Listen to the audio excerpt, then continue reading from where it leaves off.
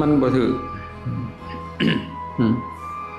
เจตนาของผู้ทำพาทำก็มันก็เป็นโลภะมีความโลภอยู่ในหันก็จะว่าอยากได้เอาไปมาหลดพระพุทธรูปองค์เก่านะชมโพธิอยู่บ่แล้วจักเทื่อหาเงินเด้แพ้กันแล้วบาดเนี่ยที่วัดอื่นกับหาพระพุทธรูปมาโจรสิบ่มีหม้องไว้อันพระพุทธรูปนั่นนะจักจังได๋บ่มีการตรวจสอบกันคักแน่วัฒนธรรมจะจักจังได๋บางพระพุทธรูปให้กะคักเขาปั้นเอาโลดผู้ใดปั้นก็จะคือผู้นั้นได้พระพุทธรูปสูดเบิดขึ้นเปิดพระพุทธรูปออกมาสิตัดสโลตื่นพระพุทธรูปเลยว่ามันผีโขนขออนุญาตปั้นจังได๋อันนี้ว่ะสูตรประจันแต่ก็แปลกอยู่ห่อไว้นะมันทะแม่งอยู่พระพุทธรูปองค์นี้เว้ยมันจะคือคนนี่มันบ่คือพระพุทธรูปเปิดออกมาคอบิดแรงๆอยู่ออกจังได๋นี่วะซ้ำบ่น้ำปัดท่าซบแดงเข้าไปว่ามันอีหยังออกคือเป็นจังซี่ก็เลยว่าจนหัวกันว่าซั่นเฮาว่าสิสาธุนะมันสาธุบ่อยากลงเลยปกติโอ้ยพระพุทธเจ้าเพิ่นสิคิดหลายซะบ่เนาะมาสร้างกาไปปั่นไปนั่นแหละเฮ็ดเกือนบ้านเกือนเมืองกลายเป็นหาเงินเลยบาทนี่แพ้กันยาคู่ก็ติดพอยาคู่ได้เพิ่นก็ติดแต่เพิ่นได้เงินได้บาทเนาะไม่ออกเพิ่นเริ่มเบื่อบาทนี่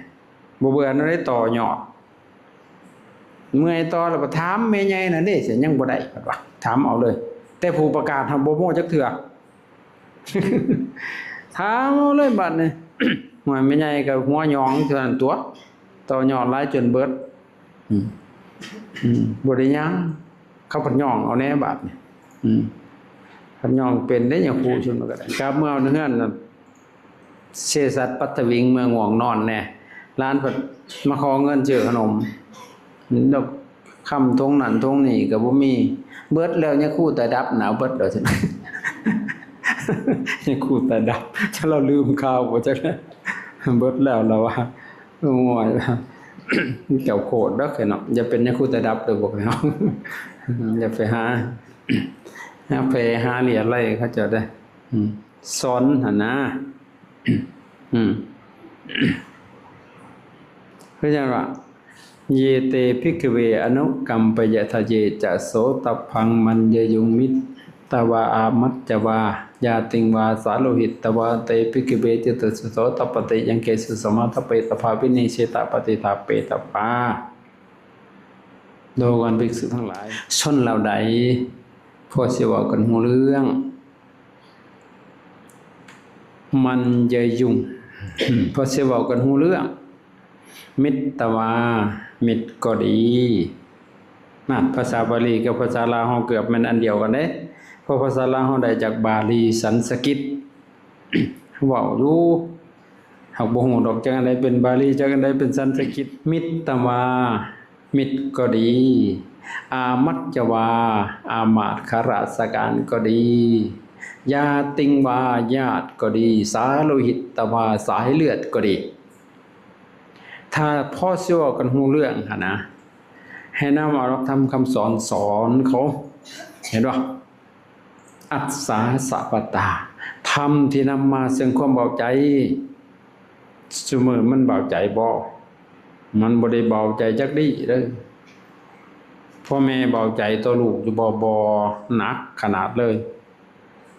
พ่อกับแม่เบาใจต่อกันอยู่บ่หนักเลยบาดนี่ออกเฮือนไปจักมันสิไปไสบาดจักสิไปเฮ็ดอีหยังมันไว้ใจกันบ่ได้เลยบาด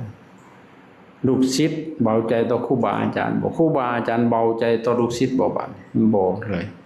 นั่นมันขาดธรรมท่านเรียกว่าให้นำเอาหลักธรรมคำสอนที่นำมาซึ่งความเบาใจอัสสาสะปตาธรรมที่นำมาซึ่งความเบาใจธรรมตัวใดล่ะธรรม4ประการ1ศรัทธา2ศีล3จาคะ4ปัญญาถ้ามีธรรม4ประการนี้เบาใจเลยสบายเนี่ยนะ ศรัทธาคือความเชื่อแบบใดล่ะเชื่อมั่วๆก็มีเด้อ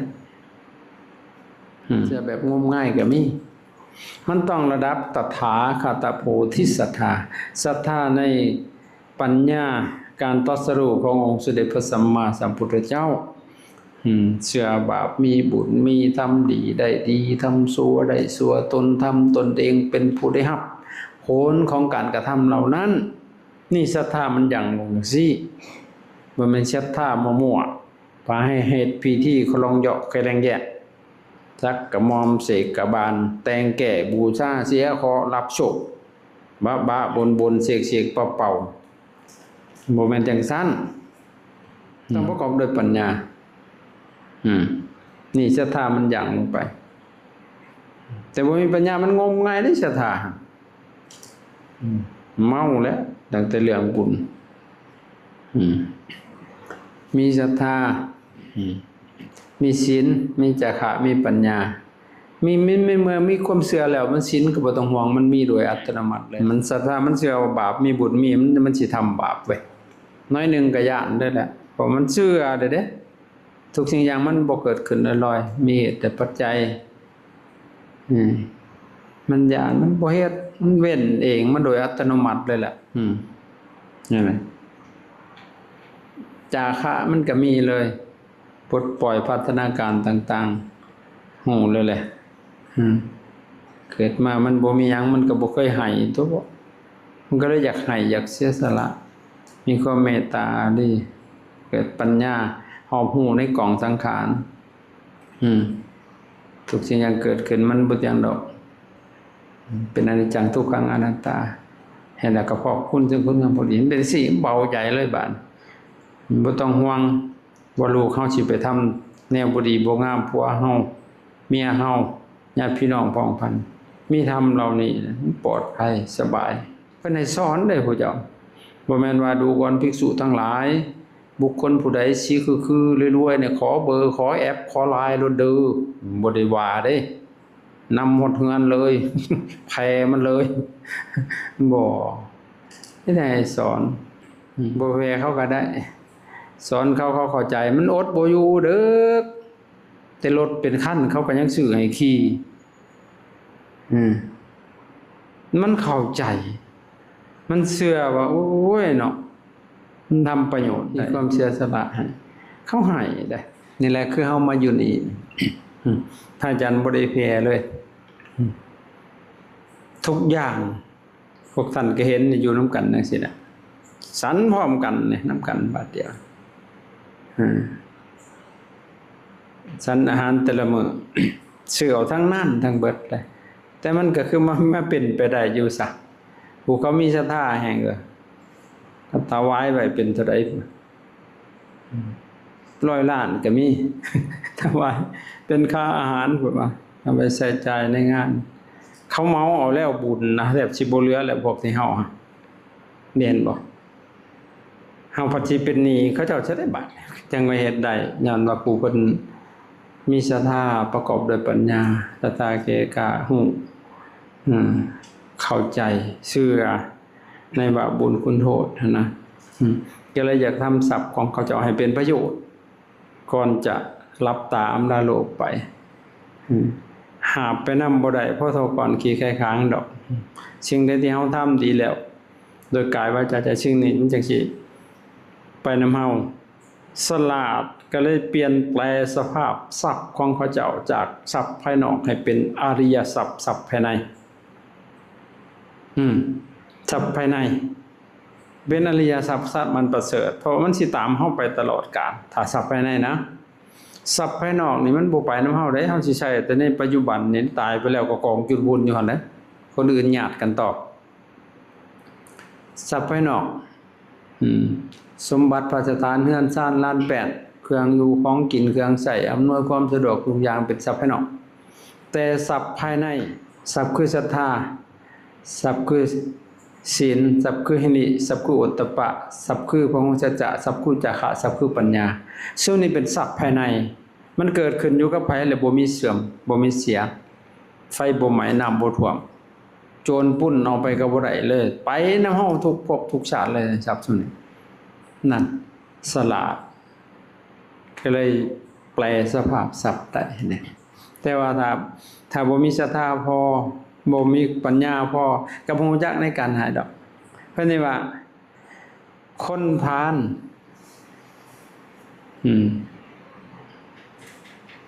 เขากลัวยากจนเขาก็บ่คนควรในการให้ทาน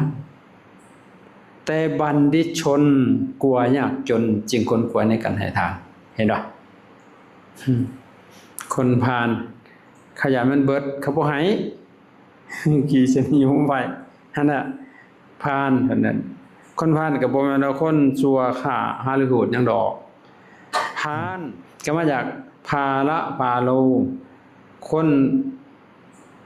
อ่อนนะปัญญาทางด้านปัญญาเพราะว่าคนโง่เพิ่นก็สิเครียดโพดหั่นน่ะเขาจะหั่นน่ะมันอ่อนทางด้านสติปัญญาหั่นนะมันบ่ฮู้ว่าประโยชน์โลกนี้โลกหน้าประโยชน์ตนประโยชน์ผู้อื่นหั่นนะครับนั่นจัดเป็นพวกพาลเพราะมันสิขัดต่อคุณงามความดีขัดต่อกุศลธรรมนั่นพาลกลัวยากจนญาติมันเบิดนี่แล้วบ่ให้มีก็บ่ให้มีหลายบ่ก็บ่ให้นะมันพาลกันหยังมันควงความดีอ่ะนะเขาจะอีสนี่นะ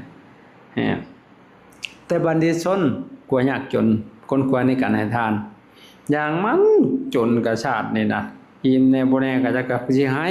เดี๋ยวก็ตายแล้วตายแล้วเอาไปนำบ่ได้พุทธกรขี้ไข้ค้างดอกบัดนี้เชื่อคักเลยเชื่อคนบุญแต่พบก่อนเฮาทำไว้มันส่งมาให้ฮอดพี่เฮาก็ต่อยอดไปมันก็อยากทำแล้วเว้ยนั่นเห็นบ่บ่แม่นตั้งแต่คนใดพระคือกันถ้าเฮาบ่ได้เคยให้ไปอย่าคิดเด้อว่ามันสิมีฮะแม้แต่พระอรหันต์ก็ยังบ่มีเห็นบ่พระโลสกาติสาเป็นพระอรหันต์ได้ลูกศิษย์ในฐานสารีบุตรเกิดมาก็เหมือนฟ้าแสงแผ่นดินสาบไปเกิดในท้องคนขอทานเป็นขอทานแต่ว่า500ชาติมึงดูเกิดเป็นยักษ์อีกก็500ชาติต้องเกิดเป็นคนใหม่อีกบาดนี่จนสุดท้ายจนได้มาพบญาณานสารีบุตรปฏิบัติไปน้ำเพิ่นไปเป็นจังกะรีน้ำเพิ่นพ่อแม่ก็ทิ่มมัน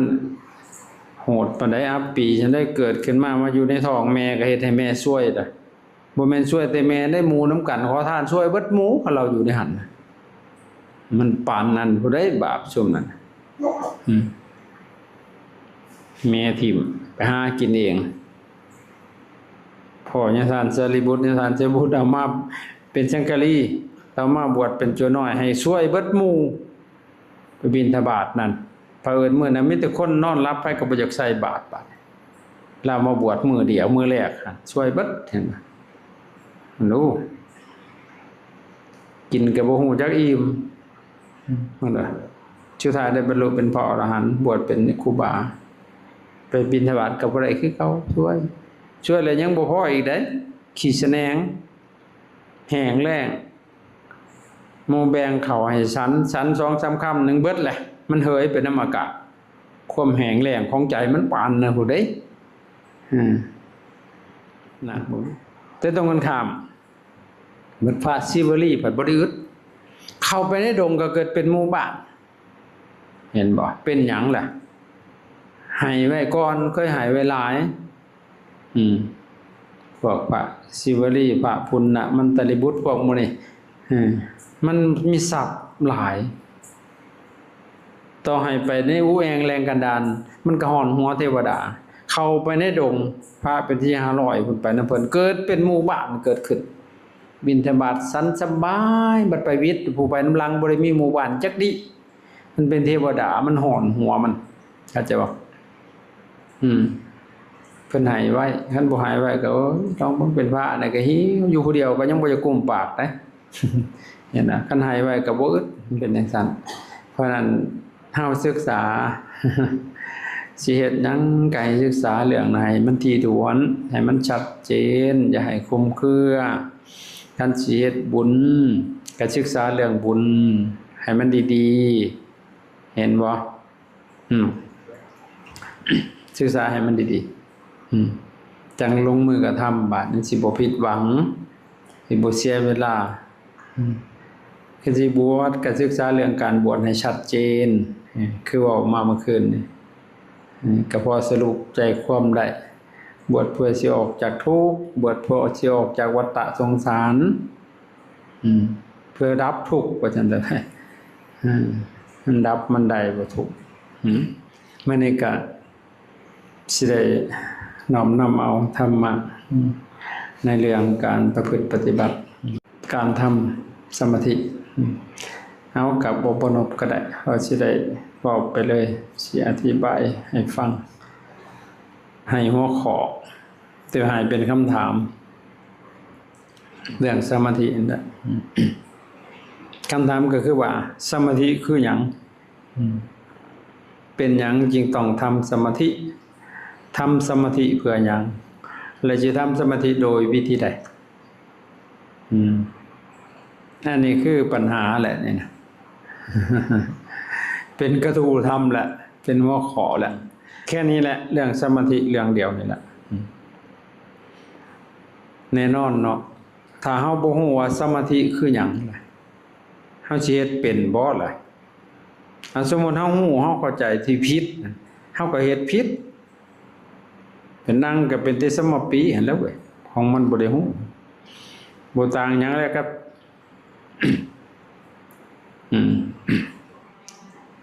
เฮาสิไปเลี้ยงสัตว์เนาะสมมุติคนบ่ฮู้นะสิไปเลี้ยงแมวพุ่น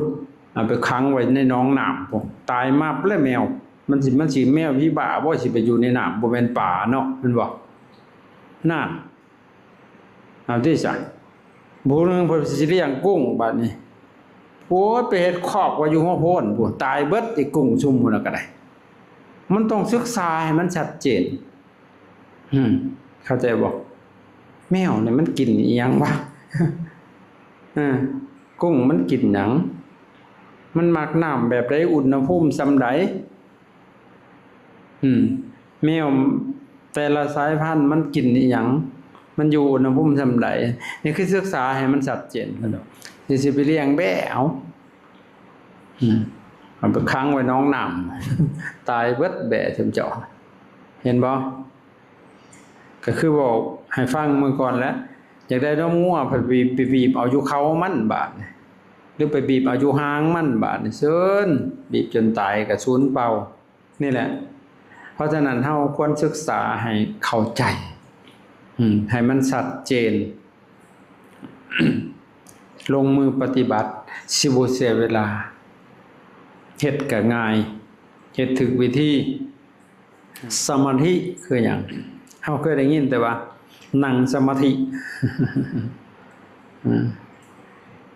นั่งสมาธิคัดสมาธิคัตตมาธนะจริงๆตมานั่นก็เป็นภาษาพม่าซับคัดสมาธินั่นแหละแต่ภาษาพม่ามันบ่มีตัวจอคือเฮาเนาะมันเป็นตัวต่อได้อันสมาธิตมติตมาธแน่นบ่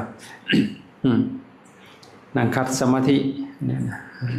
สมะบวกอธิคันเป็นภาษาบาลีก็สม่ำเสมอปกติตั้งมั่นอย่างยิ่งอันนี้เอาเป็นภาษาลาวเฮาจักมันแต่ง่ายสมาธิคือจิตตั้งใจมั่นในอารมณ์นั่นๆเอาหลายได้บัดนั้นๆอารมณ์หยังก็แล้วแต่และนั่นๆสมมุติว่าจิตตั้งใจมั่นในขณะที่เราได้ยินเสียงเห็นบ่พอเสียงนั้นเป็นอารมณ์จิตนั้นมันไปเกาะอยู่กับเสียงหั่นน่ะเข้าใจบ่อันนั้นก็เป็นสมาธิหั่นน่ะบ่เกี่ยวแต่ว่าเบิ่งลมหายใจได้บาดนี่บ่เกี่ยวว่านั่งหรือยืนได้บาดนี่นอนก็ได้ได้บาดสมาธิหั่นว่านั่นนี่ปัจจิวสินอนแล้วก็นอนสิขอนอนสมาธิปัจจิวะจิบหายอีกแล้วนะมีแต่รับสมาธิอย่างเดียวเลยแหละพอเฮาฝึกบ่ทันได้ท่านฝึกได้แล้วได้ทุกจังหวะสมาธินั่นนอนย่อนหัวอยู่ก็เป็นได้แต่นี่มันได้เบิดย่างอยู่ก็เป็น นี่แหละคือสมาธิคือจิตตั้งใจมั่นในอารมณ์อันเดียวเห็นบ่พอเขาสมาธิเพิ่นสิใช้คำว่าเอกคตาเอกแปลว่าหนึ่งก็คตาจิตมันไปอันเดียวหั่นนะไปแหลมจิตเลยนั่นแหละเอกคตาคือจิตมันไปอันเดียวเลยมันบ่แตกกระจายไปนะไปอันเดียวเลยนะนั่นอันนี้คือสมาธิจิตตั้งใจมั่นในอารมณ์อันหนึ่งอันเดียวอันใดก็ได้คันว่าเนี่ยนี่ก็โหจักสิเอาตัวใดเลยบาดเอาครูบาอาจารย์เพิ่นก็เลยมีอุบายอย่างเช่นเพิ่นให้เบิ่งลมหายใจจังซี่หันใจเข้าพุทเด้อหันใจออกโธพุทโธพุทโธพวกที่เฮาก็ฟังถูกแน่บ่แน่เข้าใจแน่บ่ได้เฮ็ดก็บ่ถูกบาดหายใจเข้ากับเธอหายใจออกกับเธอก็มีไปคิดถึงผู้ใดผู้หนึ่งหรือว่าหายใจเข้าหายใจออกกระปาดที่โธเมื่อยได้เหงื่อแตกออกไปแล้วบัดเป็นสัมมาปีแล้วบัดหรือว่าหายใจเข้าพองหายใจออกยุบแล้วแต่เพิ่นสิหาวิธีหาอุบายถามว่าเพิ่นผิดบ่ก็บ่ผิดเพิ่นสิสอนก็ง่ายก็เพิ่นสิสอนนักเรียนปึกเห็นบ่เขาสอนทหารหั่นนะซ้ายหันขวาหันยืนตรงเพิ่นว่าเด้บาดนี้หมอนึงมันเป็นเลอะๆกับๆอยู่บาดมันบ่ฮู้ฮอดเบิ่งได้ซ้ายเบิ่งได้ขวาบาดนี่ครูฝึกสลาดบาดก็เลยเอาผ้าแดงมามัดใส่เบื้องขวาปึ๊บผ้าขาวมัดใส่เบื้องซ้ายคันกลัวขวาหันให้มึงเลี้ยวมาทางแดงๆนี่เด้อว่าซั่นเด้จริงๆนะอันแดงน่ะบ่แม่นแต่อยู่ขวาเด้มัดใส่โปรตีนผู้ก็ได้เด้แม่นแต่ว่าแต่เพิ่นใส่นิมิตให้เข้าใจบ่เพื่อสิสอนคนปึกเด้หัวหันเสียมันยังหมุนมาทางซ้ายก็มีเด้มันลืมมันปึกอันนี้คือการพวกเฮาก็สิอยู่ในกลุ่มนะว่าจังอันนี้คือเป็นอุบายวิธีฝึกแต่พระพุทธเจ้าเพิ่นให้เฮาเบิ่งลมหายใจเห็นเด้เบิ่งลมหายใจพอลมหายใจนี่มันอยู่กับเฮาตลอดกาลนะเอาสมมุติคนป่วยมันหายใจอยู่บ่หายใจเด็กน้อยหันใจบ่หันใจผู้เฒ่าก็หันใจเอาบัดคันสิให้ผู้เฒ่าไปเฮ็ดแนวอื่นมันก็ยากเลยเนาะแม่นบ่มันบ่สะดวกคนป่วยเด้แต่เบิ่งลมหันใจนี่มันสิเป็นอยู่ตลอดกาลเจ้าบ่เบิ่งมันก็เป็นของมันอยู่แล้วอันหันใจนะมันเป็นธรรมชาติของมันเข้าเองออกเองปั๊บเองยาวสั่นนี่เคลียร์ของมันนี่แหละคันไปเฮ็ดแนวอื่นก็โอ้ยขี้ข้านเฮ็ดเด้เว้ยบาดนี้มาเบิ่งลมหันใจมีผู้ใดในขี้ข้านหันใจข้อยสิบอกให้เซาอนุญาตให้เซามันบ่มีไผค้านหันใจเลยบัดนี้นอนอยู่ก็หันแงบนี่มันง่ายบ่แหละบาดนี้ฮะแต่พวกเฮาถือเป็นยากเลยฮู้บ่เพื่อนที่ดีที่สุดต่อเฮาครับคือไผอยู่นำเฮาตลอดลมหายใจสิ่งที่ดีที่สุดของชีวิตเฮาทุกๆชีวิตคือลมหายใจเฮาอย่างอื่นเฮาทิ่มได้แต่ว่าทิ่มลมได้บ่ทิ่มลมหายใจบ่หายใจดอกเว้ยขาดบ่ได้ทิ่มหมู่ทิ่มเพื่อนทิ่มพ่อทิ่มแม่ได้เบิดนี่ทิ่มบ่ได้แต่ลมหายใจทิ่มเข้าก็ยังอยู่ได้โดนเติบทิ่มน้ำมันทิ่มหายใจบ่ได้ได้ตายมับเลยมีแต่อันเข้านิโรธสมาบัติเท่านั้นแหละจังสิบ่ได้หายใจเดี๋ยวเข้าไปสู่อัปปนาสมาธิกับบริหารใจมันจริงมันหันแต่มันละเอียดนะจนบ่ฮู้ว่าหันใจมันละเอียดนี่ว่านั้นพุ่นแต่ว่าเฮาบ่เห็นค่าของมันเลยลมหายใจนะโน้อาตมาบ่อ่อนซ้อนเฮาบ่ได้อ่อนซ้อนลมหายใจนี่นอนเบิ่งเฝ้าเบิ่งหั่นบางเทื่อก็ยาวบางเทื่อก็สั้นบางเทื่อก็เบา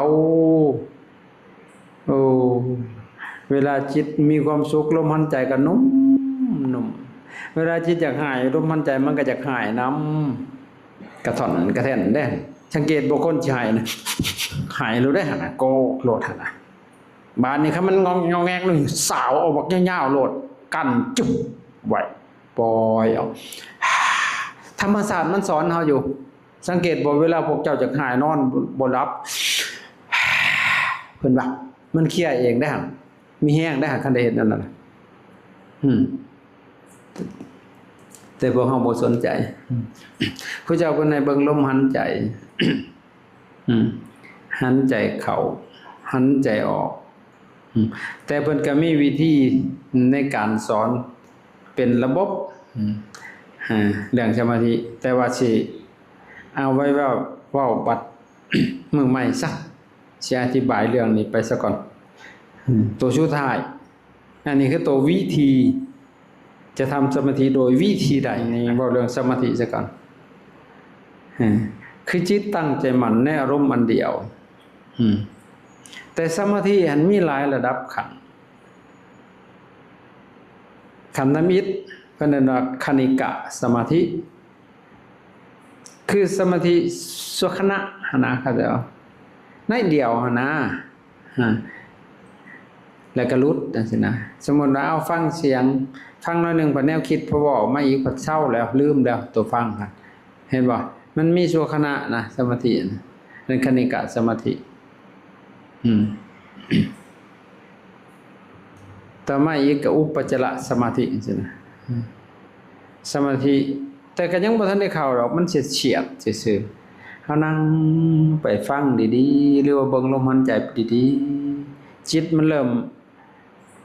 อยู่ในอารมณ์อันเดียวมันเริ่มสิมวนๆได้เป็นวูบวาบวูบวาบคือตกหลุมอากาศนี่เริ่มนิ่งเริ่มสิมวนๆแล้วพัดรุดจังนั้นพัดมีแนวมากวนอีกแล้วบาดนี่วรธรรมต่างๆกระถอนออกก็เฮ็ดไปใหม่เริ่มมวนๆนั่นน่ะคือเป็นอุปจารสมาธิก็สิเป็นกันอยู่นี่คณิกะอุปจาระนี่เป็นกันทุกคนอยู่ดอกชั่ว5นาที 2-3 นาทีสิมันก็เป็นอยู่หั่นนะแต่ว่าอัปปนาสมาธิหรือว่าเป็นฌานเป็นปฐมฌานอันนี้ยากเป็นถ้าโยคีบุคคลผู้ใดมีของเก่าที่เคยเจริญมามากหั่นนะเป็นพระอาจารย์สังเกตเบิ่งมันสิเป็นคล้ายๆกันคนพวกนี้ได้จังว่าเป็นคล้ายๆกันพระอาจารย์เบิ่งเจ้าของอันที่มาไทม์ไลน์ขึ้นหลังมันเป็นจังใดหั่นนะบุคคลคนนั้นเฮ็ดบ่ได้อยากได้หยังใดเฮ็ดนะตั้งเฮ็ดซื่อๆนี่แหละมาเฮ็ดซื่อนี่มีอีนึงอยู่ในมันมาอยู่อีเป็ดหน่อยมันก็โบเวโกโกกะกะอยู่พี่บ้านี่มาทำอิฐก็ได้มันก็มาเฮ็ดซื่อๆบ่ได้ว่าสิอยู่จังซี่ดอกมาปฏิบัติสวยๆเพิ่นว่ามาขาเวลาซื่อๆดอกมันก็ได้มันมีของเก่ามันเอิ้นมาหามันยังบ่มาใกล้มานี่ดูล้างถ้วยก่อนมันว่าหุ่นมันให้เฮาท่าเฉยบัดผู้อื่นท่าเฮาจนเมื่อยยังบ่ได้เว้านำเฮาอันนี้ก็ท้าเฮามองเห็นในโตมันมาเห็นทะเบียนเมื่อบอกหมู่มันบอกมันมาอีกเด้อสิต่อยอดให้มันมากับบอกวิธีมันเป็นบาดนี่เฮ็ดเล่นๆไปถือว่าเป็นบาดนี่มึงหันใจแบบนี้ดูเฮ็ดนั่นมันเป็นบาดเป็นแล้วว่าเอ้าเฮ็ดอีแบบนี้มันเป็นจังนั้นก็มาเว้าอ้างเฮาแล้วบาดเบิ่งหันใจเพราะว่าหันใจแบบมันเห็นหัวลมผมมันงอออกจังซั่นจังซี่มันเป็นเดี๋ยวเบิ่งดอกไฟก็ปั๊บขาดปึ๊บอ้าวมันแม่นอีหลีบ่วะเพิ่นว่าตื่นบาดนี่กราบมื้อนั้นเพิ่นไปขายขนมเพิ่นไปจูดทงยางอันนั้นเลี้ยวเบิ่งมาปุ๊บมันสิไหม้งอว่าติมันบุ้มไปเลยตกใจเห็นบ่แท้แล้วเพิ่นเพ่งนะเพิ่นบ่ได้ฮู้ดอกมันสิไหม้คนคิ้วกูบ่ได้ยังแหละแท้มันก็บ่ได้เป็นมันเป็นสภาวะสิความรู้สึกเนาะเดี๋ยวเบิ่งกองขี้ยาก็ควันกุ้มขึ้นเอ้าย่านได้บาดนี่เดี๋ยวเบิ่งจอกน้ำในมือเขาก็ลอยไปเลยบาดนี่เห็นบ่มันเป็น ยาคูหนึงกำลังแบกกระตุกน้ำอันบักใหญ่ฮะโจมขึ้นมาพัดว่าปิ้วไปห้วยยาคูตัวนั้นก็ต้นเลอไปขนาดบ่ได้เฮ็ดหยังได้ไปเลียวเบิ่งมันเพ่งอยู่ในตัวมันเลียวเบิ่งมันแห้งได้ในขณะนั้นก็ตกใจกันเบิดแล้วบัดมันเป็นได้อันนี้นะของเด็กเล่นดอกถ้าจะบอกแต่ว่าใส่บ่เป็นก็เป็นบาปนั่นนี่เห็นไหมแต่ว่ากิเลสนะบ่ได้ไปใช้แห้งอ้วนกว่าเก่าพวกนี้นะมันแห้งมีอัตตาเข้าใจบ่แต่ว่ามันเป็นประโยชน์อยู่มันก็เป็นวิหารธรรมนะมันมีของเก่ามันเป็นเฮ็ดเล่นๆเฮ็ดบ่ได้อยากได้เด้แต่เพิ่นผู้เอาคักๆนั่งจะแห้งกับพุ่งอาจารย์คือกันนึงในหั่นแหละ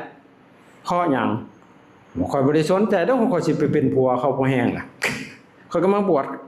อันบ้าไปซื่อๆได้ชิกแล้วข่อยก็ไปแล้วว่ะเพิ่นให้นั่งเบิ่งลมหายใจหายใจเข้าพุทโธเอ้ยหายใจเข้าข่อยก็เท้อหายใจออกข่อยก็เท้อแล้วเว้ยบ่ได้สนนะเฮ็ดเล่นเฮ็ดหัวไปเขาให้เอาคัดสมาธิขาขวาทับขาซ้ายบ่ทับแล้วเพิ่นสิไปโง่มันสิปวด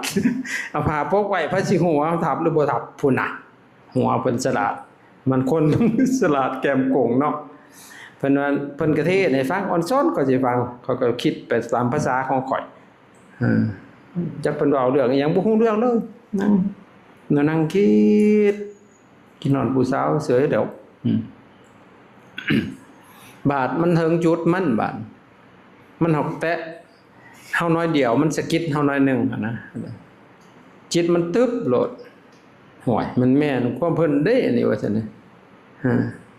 เฮ็ดตังลี่ขี้ตังเช้าเพิ่นว่านะมันแม่นความเพิ่นเด้นี่เฮาก็เฮ็ดตังลี่ขี้ตังเช้าอีหลีหั่นนะจิตมันเลยเอาแล้วบัดจิตมันเลยไปอยู่ในกระแสเสียงตัวนั้นบัดฟังเพิ่นเว้าหั่นนะค่อยตามไหลตามเลยนะมันเกาะอยู่ซั่นน่ะเฮาก็บ่ได้เบิ่งลมเบิ่งพุทธเบิ่งโธอีหยังดอกฟังอย่างเดียวเลยบัดฟังเพิ่นเว้าใจอ่อนโย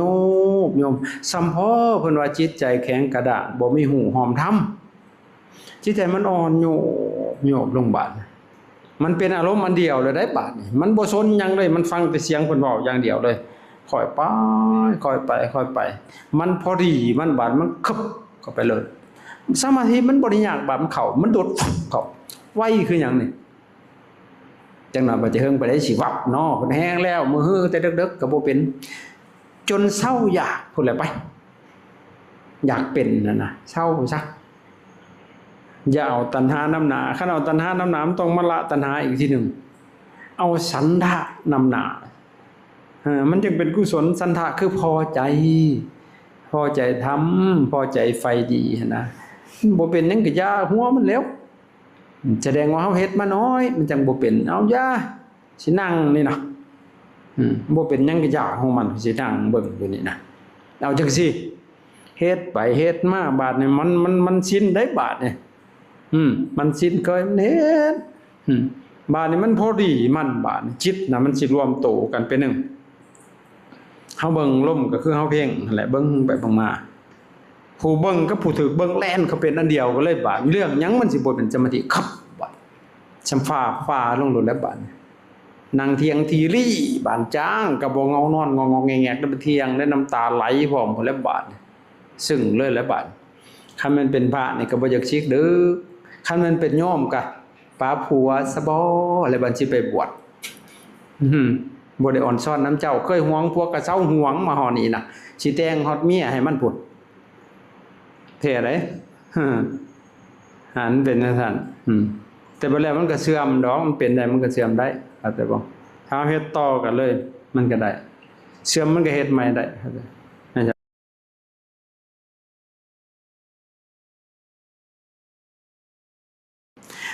บ้านในจิตมันคอยตามเนาะคอยตามกระแสเสียงตัวนั้นมันก็ปึ๊บเข้าไปบ้านดับปึ๊บเลยบ้านบ่ได้ยินเสียงหยังเลยในโลกโลกานี่เข้าไปเป็นอันหนึ่งอันเดียวอยู่ในไปอันเดียวเพิ่นเอิ้นว่าเอกคตาอารมณ์นิ่งบางเทื่อก็หลายชั่วโมงแล้วแต่กำลังของสมาธิ ออกมาแล้วบ่ได้อยากนอนได้บาดนึงคือพี่บ้าได้กบนี่ได้บาดเพ้อๆเพ็บๆได้บาดเดี๋ยวเบิ่งอีหยังก็ได้จิตใจบ่นุ่มนวลคนลุกคนพองบาดนี่บ่หายไผมาฮอดนี่บ่อยากหายจิตใจดี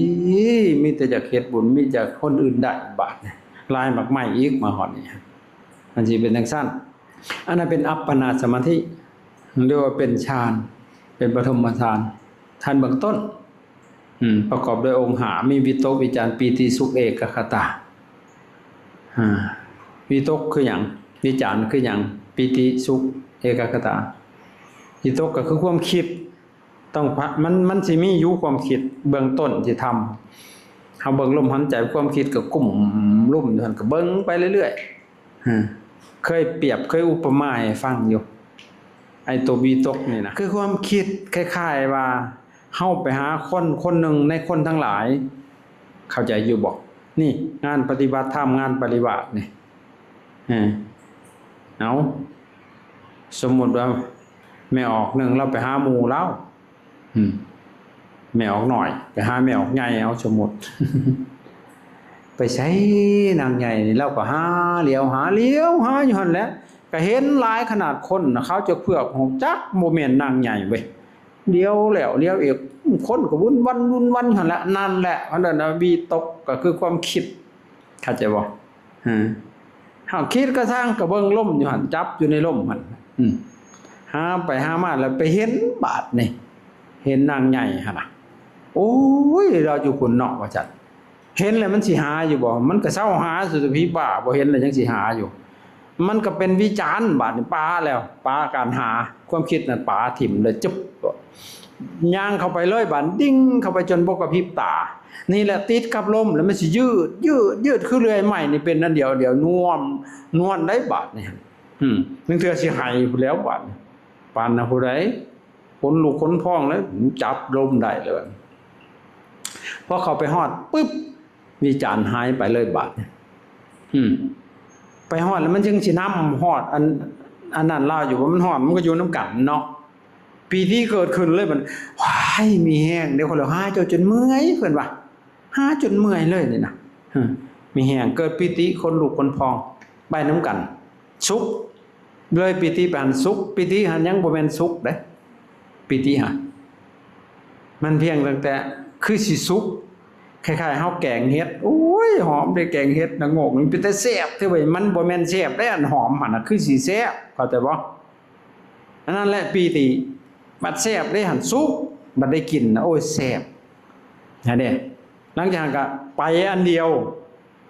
ร่วมกันเป็นอันเดียวเลยระหว่างผู้หากับผู้ถือหาผู้เพ่งกับผู้ถือเพ่งเป็นอันเดียวกันเอกัคคตาเอกทิพวาคโต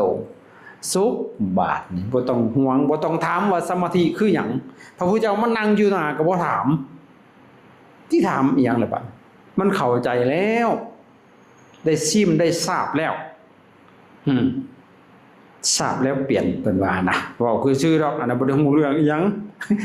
ซบทราบอันนี้คือสมาธิคือหยังเนาะเข้าใจบ่แม่ใหญ่ทั้งหลาย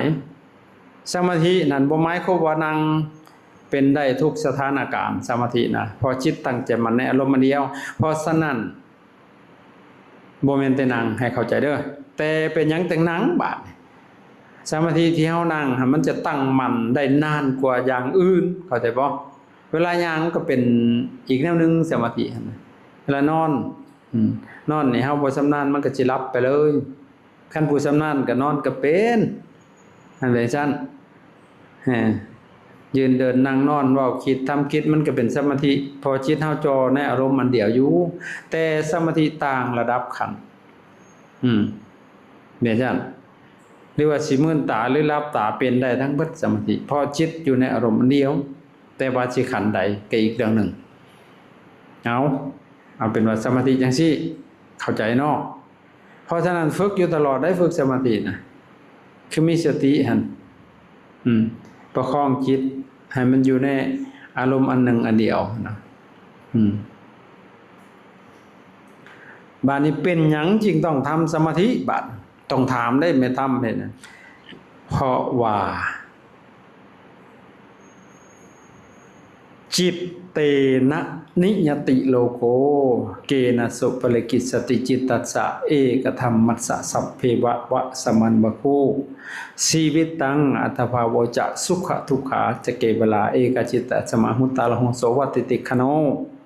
จุลสีติสะสหัสนิกัปปังติตันติเยมรุ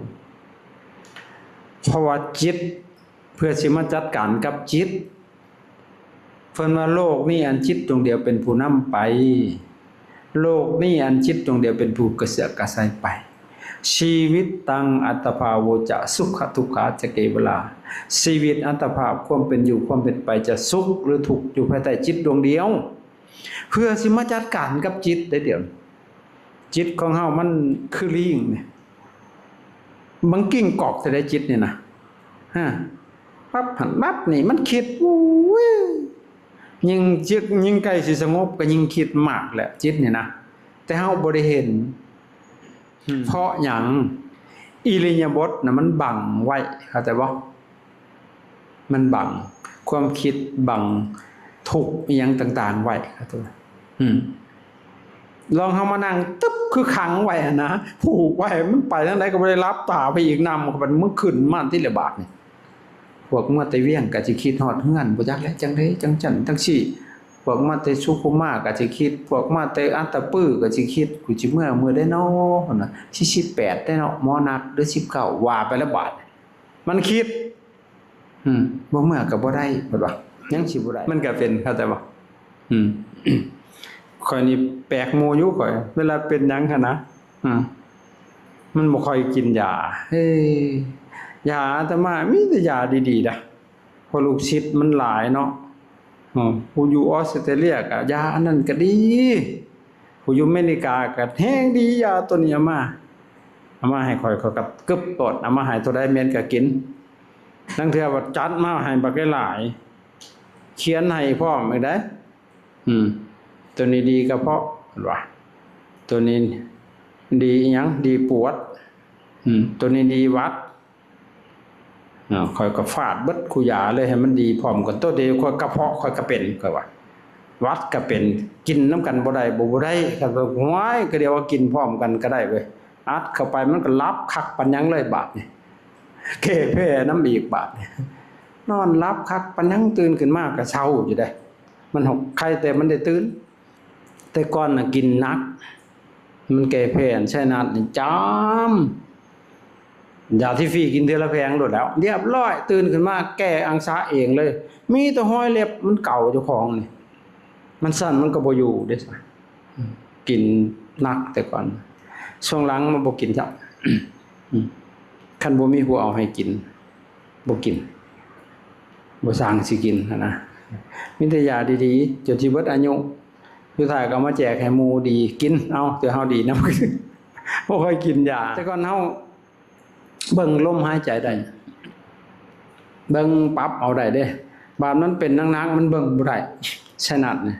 อาจารย์เป็นตั้งแต่บวชได้พรรษาที่2จนฮอดพี่มันมาเบาบางอยู่พรรษาที่15ฉะนั้นค่อยไปขึ้นไปผู้ก็สิมันตายหลอนอยู่พุ่นแหละบ่บอกไผบ่บอกแม่บอกพ่อยันเพิ่นเป็นห่วงปวกไปเบิดเลยอุดรขอนแก่นไปปึ๊ดมันก็บ่ดีกินยาก็เมื่อยตื่นพระพุทธเจ้าว่าอัฏฐกมวิวัตเตนะเพราะเหตุหมุนเวียนของกรรมโรคบางอย่างมันรักษาบ่หายนี่มันโรคของกรรมกรรมอีหยังน่ะไปชนเข้าค่อยไว้ตะกี้มันผัดบ่มีผู้ชายในหั่นน่ะมีแต่เจ้าของเขามัดหนีบใส่ลักไว้บาดนี่เขาให้เอาเหล็กซี่แทงบาดเฮาผัดเป็นคนมีเมตตาบ่ได้ใครทำลายสัตว์ได้ฝ่ายยันเกิดมานะไปหากินยังบ่หมานข่อยมองดูแท้แล้วเฮามันบ่อยากให้ขาคันสิบอกนะไปกับน้องชายนี่น้องชายน่ะเบ็ดสหหลังใส่เบ็ดกบอาตมา100นึงผู้เจียวกลัวมันฮู้บ่มันไปใส่เบ็ดน่ะได้3โต100หลังห้องมันสหหลังน่ะได้26โตกบมันตัวนึงมันกินซ้อนกันก็มีบาดของมันใส่น้ำกันนี่ปิ้นใส่กันนี่ขี้กระเดือนกระดิ่นอยู่เร็วๆอยู่ของมันขี้กระเดือนก็จนเน่าแล้วเพิ่นยังไปกินของมันอยู่เดียวมันช่วยอีหลีเจ้าของลักก็บ่เป็น เห็นกบเขาถือเบ็ดเลี้ยวหน้าเลี้ยวหลังอยู่บ่จะเก่าหั่นเอาสั้นอยู่ใจหั่นหลุดไปซับสมน้ำหน้าทั้งเพิ่นทั้งโตบาดหมอน้องชายได้บาดนี่กบเบ็ดไปบ่จักแล้วมันก็ปลดเอาเซ้ยห้วยเบ็ดค่อยได้เขาว่ามาคือว่าของเฮามันเว้าเซ้ยอยู่มันเนียนขนาดโดยเฮาผัดบ่เป็นขาชันหยอกๆอยู่คันสิเอาก็ได้นั่นเลยท่านมันก็เลยบ่ได้หลักใช่บ่มันเลยบ่หมานแท้แล้วเพิ่นหมานบาปพวกนั้นน่ะหากินก็บ่หมานเจ้าของบ่ได้นำหมู่บ่ได้ใครฆ่าสัตว์ตัดชีวิตนั่นเด้เนี่ยมันมีความเมตตาอยู่นะมันเป็นบาปแล้วก็ไปชนเข้าควายหั่นแหละบัดสิแทงผัดง่วงหนานี้ได้เฮาบัดบ่จะเข็นหั่นน่ะมันก็เจ็บเล็กๆแหลมๆแทงเนาะกั้นใจรับตาแดดเข้าเบิดแห้งมันซัดเข้ามาพี่เน่าเบิดหูดังมันน่ะ มันเปื่อยเป็นเดือนก็บ่เซามันก็จะคายเฮาบัดสุดท้ายก่อนสิบวชก็คายมันเบิดขอกเลยคายเลยมาบวชยันแม่ย่าเอาจุงไปส่งเขาอีกได้มันก็หายค่อยกล้วยตัวน่ะมันเจ็บดังมันเขาก็สิขาเขาลงกาซัดนั่นแหละเขาก็ทำบุญหามันเดี๋ยวฟันเห็นบัดได้ก็มีแต่ไหลซนค่อยตะกี้น่ะมันเป็นกล้วยหูเด้แล้วบัดไหลซนเฮามันเครียดคือสิแม่นโอ้ยถมคุณให้แนะนำของชัวแผ่เมตตาให้อยู่ตลอด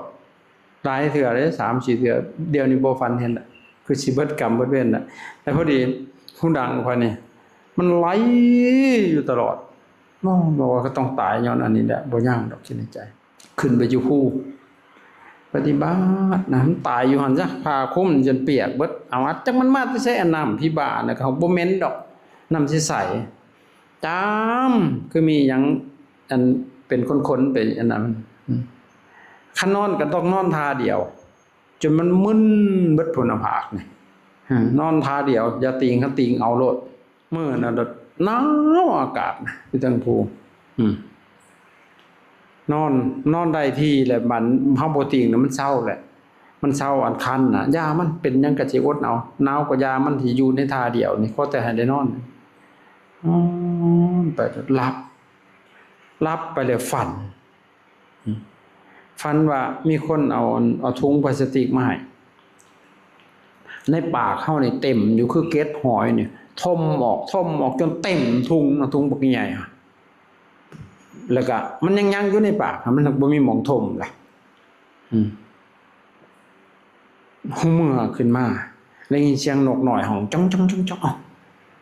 มันแจ้งเลยได้นกมันจังห้องนี่ว่ะบ่ติงคันติงพยายามมันจะชิวคันทันติง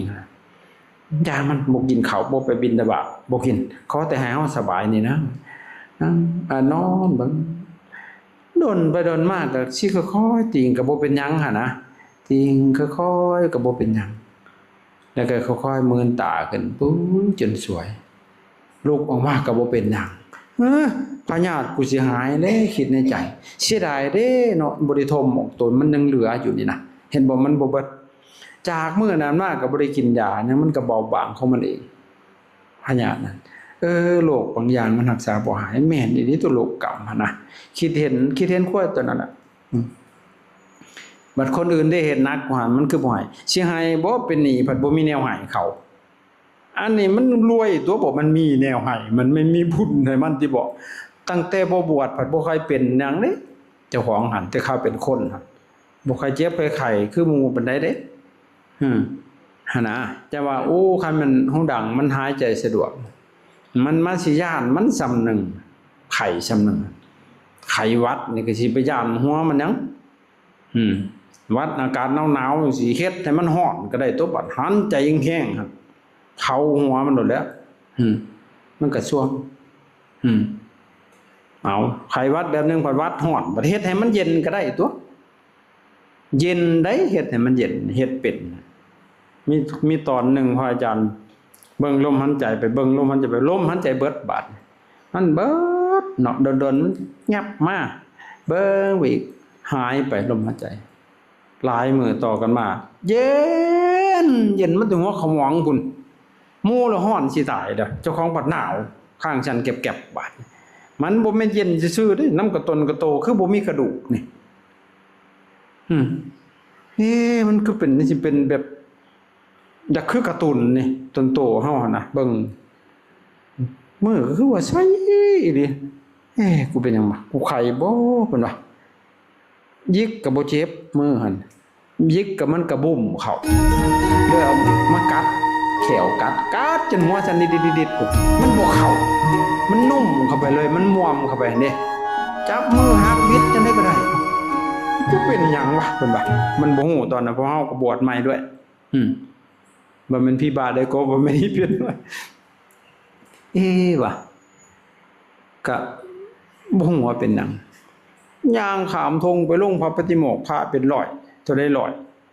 ไปเจอน้ำหญ้ายุบก็จังก็ยังมันปากตีนเพิ่นข่อยบ่ได้ใส่เกือบข่อยย่างหูดแล้วมันก็บ่เห็นปากข่อยมันบุ้มเข้าไปเลยนุ่มไปเบิดเลยเหยียบต่อเหยียบหยังที่แหลมๆก็บ่เข้าเว้ยเขาจะก็มีดมาพันเบิ่งพู้นแล้วมันบ่มีมีดซื่อ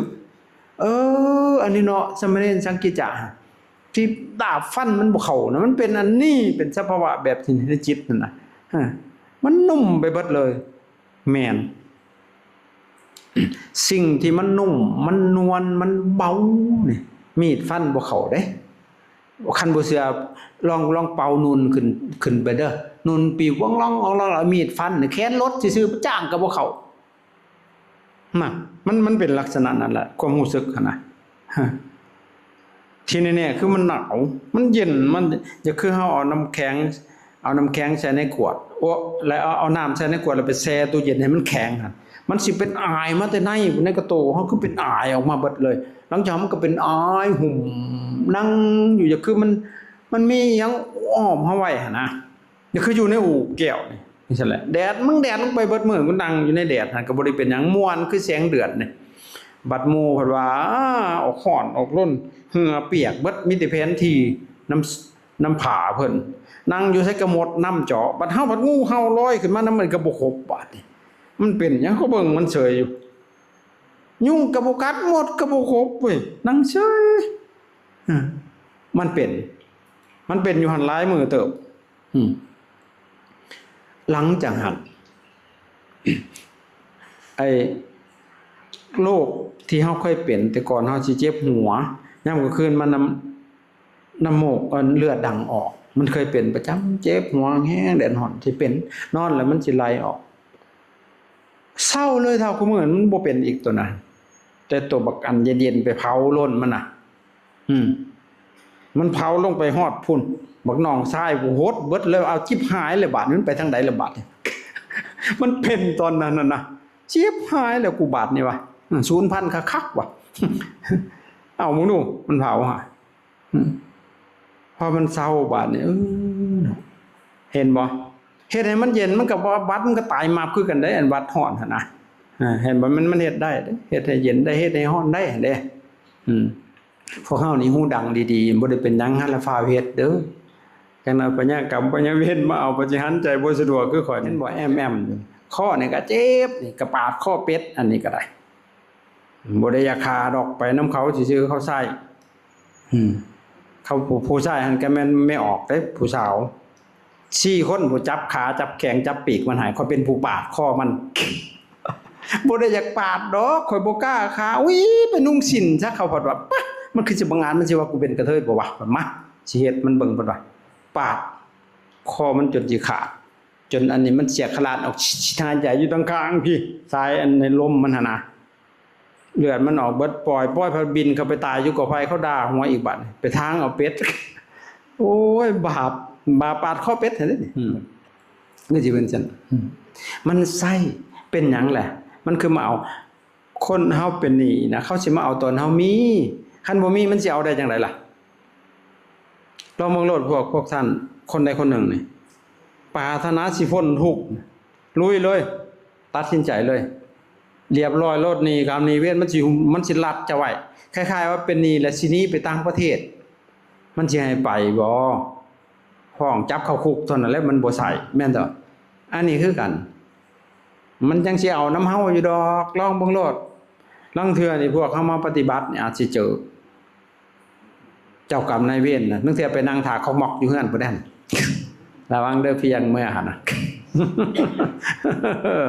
ถ้าน้อยมาทำงานน่ะโอ้ยสิบวชแต่บ่คือบ่บวชเลยเนี่ยคือไปโดนแด่ปฏิบัติ สาธุฉันตัวขอเอาบุญมาฝากเจ้าตัวฉันตัวอยากขี้นี่มันหยาดคือยังได้คำนุ่ม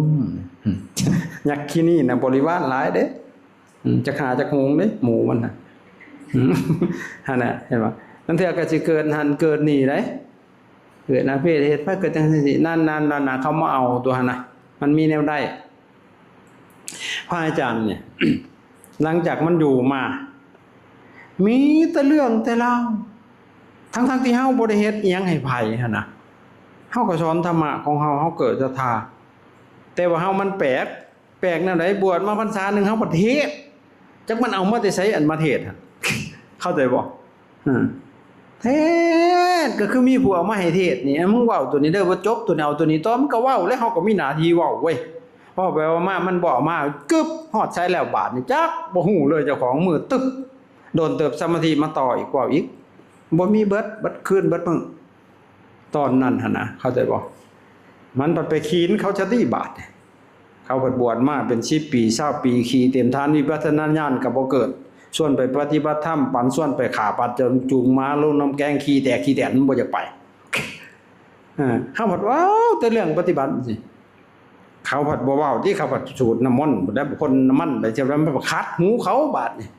เขาผัดมาสร้างเฮาบาดเอ้ามึงดู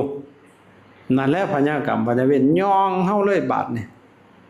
แต่ว่าอาจารย์ก็ผ่านพามาได้ฮู้บ่สิมาต่างบัดนี่บ่แม่นง่ายนี่เขาสิเอาให้จมดินบ่ให้มันเป็นเลยหั่นนะเขาจะบอกพญามารทั้งหลายนะแต่อาจารย์เป็นคนกล้าข่อยบ่ย้านไผเด้ข่อยตายบ่ได้ซื้อจักกีบข่อยเว้าโลดประกาศกับมันเลยคันว่าซื้อตายน่ะข่อยสิย้านอยู่ยันบ่มีเงินเสียค่าตายบ่ได้ซื้อจักกีบเอ้า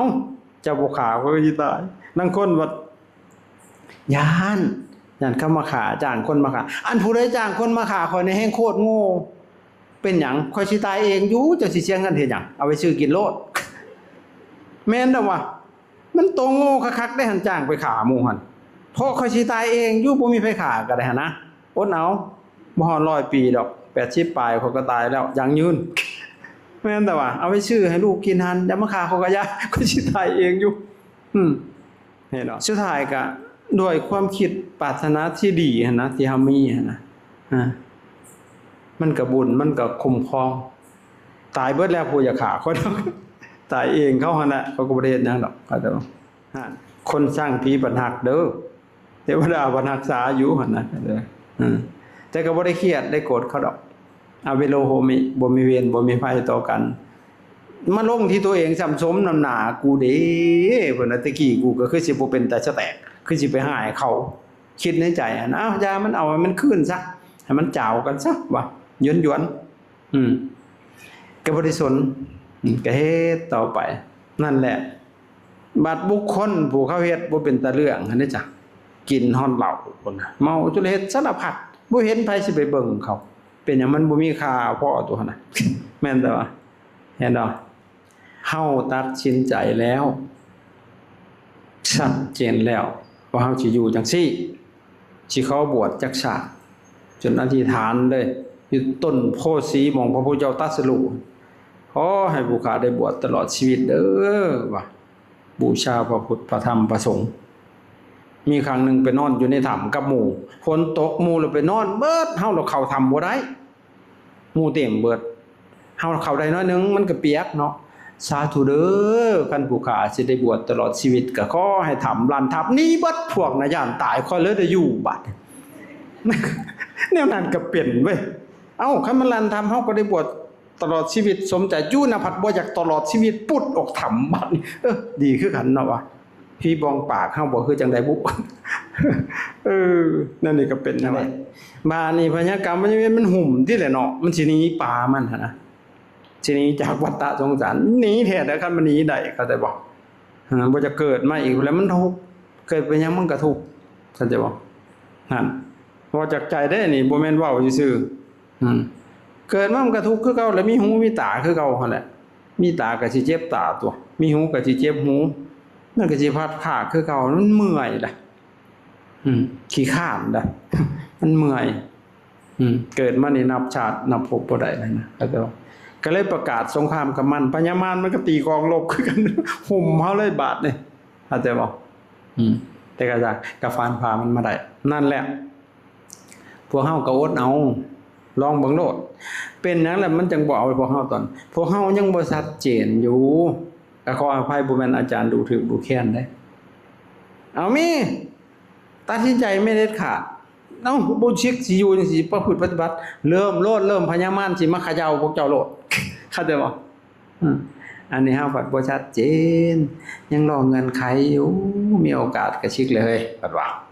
อยู่ไปนี่แล้วมันก็บ่เป็นหยังเข้าใจบ่แล้วบ้านนี้ก็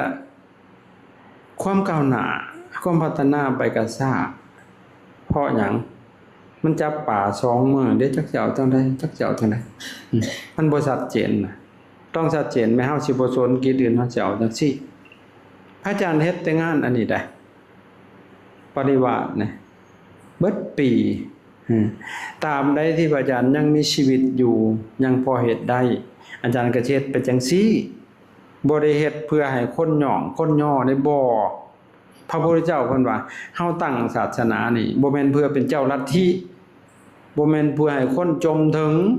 บ่แม่นเพื่อลาภสักการะบ่แม่นเพื่อเสืองเยินย่อแต่ที่แท้เฮาประพฤติพรหมจรรย์นี้เพื่อออกจากทุกข์เพื่อรับทุกข์นั่นแหละไปน่ะให้เฮาชัดเจนจังซี่เข้าใจบ่เฮ็ดบ่ประมาทเฮ็ดจังซั่นแหละแนวใดสิเป็นประโยชน์ก็พอทำได้ก็ทำไปแต่ก็อย่าสิไปเบียดเบียนเขาบ่เบียดเบียนเด้ไปหาแพอยู่หั่นน่ะจังนั้นไปแพประแดกเขาก็บ่ทันเป็นเด้อครูบาเก่งหลายก็ได้บ่แพหรอกมีก็กินบ่มีก็อยู่ไปจังซี่แหละคันเฮ็ดได้พระอาจารย์ก็สิเฮ็ดคันเฮ็ดบ่ได้ก็สิประกาศเด้อติดตามในเพจนะโอ้ปีนี้ยกเลิกแคนเซิลเบิดว่าสินะก็แล้วไปมีหยังก็สิประกาศลงในหันนั่นนะเห็นสังเกตบ่อยู่ในเพจอาจารย์บ่มีได้ขอแผ่เด้ออันค่าน้ำปะนะค่าอาหารเอาเบอร์โทรลงเอาอัน QR code ลงหาบ่พอดอกบ่น่าอายสำเร็จนี่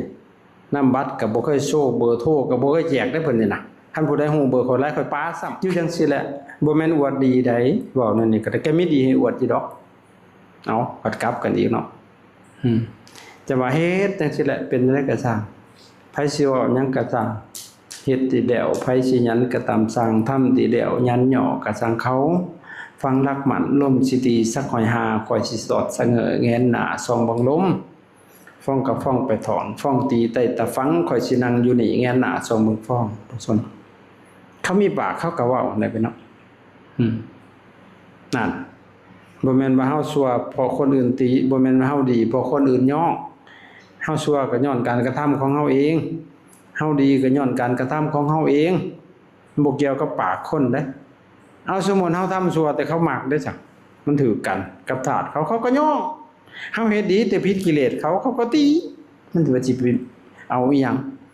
เขาหักเขาก็ส้มเขาเบิดอารมณ์เขาก็ด่าแม้แต่ฝนบนฟ้าก็มีส่องให้คนซัง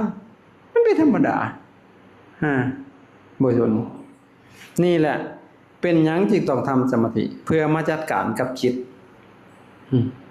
ปาคันมันบ่เป็นนั่นน่ะคือสิบ่มาฮอดพี่ข่อยนั่นไปเป็นผัวเขาแล้วจักว่าสิลูกแตกหรือบ่เชื่อ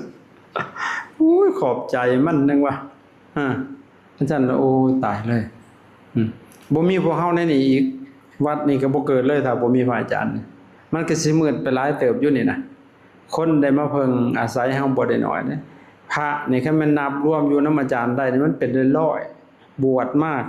กันนอกนั่นมาอยู่นำกันนอกนั่นญาติโยมเพื่อกันได้หลายฉีกโลกอยู่เขาจะหนักเห็นบ่ก็ย้อนหยังย้อนความเสียสละของเฮานี่ล่ะ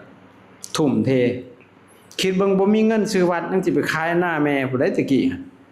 มันปานนั้นผู้ใดเขาว่าครูบาสิบ่ซิกบ่ของมันบ่มีหน้าเฮ็ดมันก็สิบ่ได้ซิกตัวก็เลยว่าสิเอาหน้าไปแลกเอาคนมันใจมันปานนั้นบ่ได้ตะกี้เห็นบ่นั่นคือทุ่มเทบ่แม่นเสียแสงแกล้งทำเอาพุ่นน่ะเฮ็ดจังซี่เฮ็ดมาตลอดเพื่อจัดการกับจิต นั่นเนาะ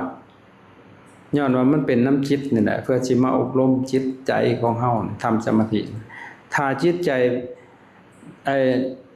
ตั้งมั่นเป็นสมาธิแล้วเฮาสิฮู้เห็นทุกอย่างตามความเป็นจริงอันนี้มันบ่เห็นตามความเป็นจริงมันเห็นตามสมมติเขาจะบอกจิตเฮามันบ่สงบเห็นตามสมมติคือบ่แม่นความจริงเขาจะว่าถ้าจิตสงบแล้วเห็นตามความเป็นจริงเห็นหยังแต่ตามความเป็นจริงเห็นทุกสิ่งอย่างมันเกิดขึ้นหั่นน่ะอย่างที่เห็นความทุกข์เห็นความสุขเห็นอารมณ์ต่างๆหั่นนะครับแต่บอกโกรธก็ฮู้ว่าโกรธพอใจก็ฮู้ว่าพอใจ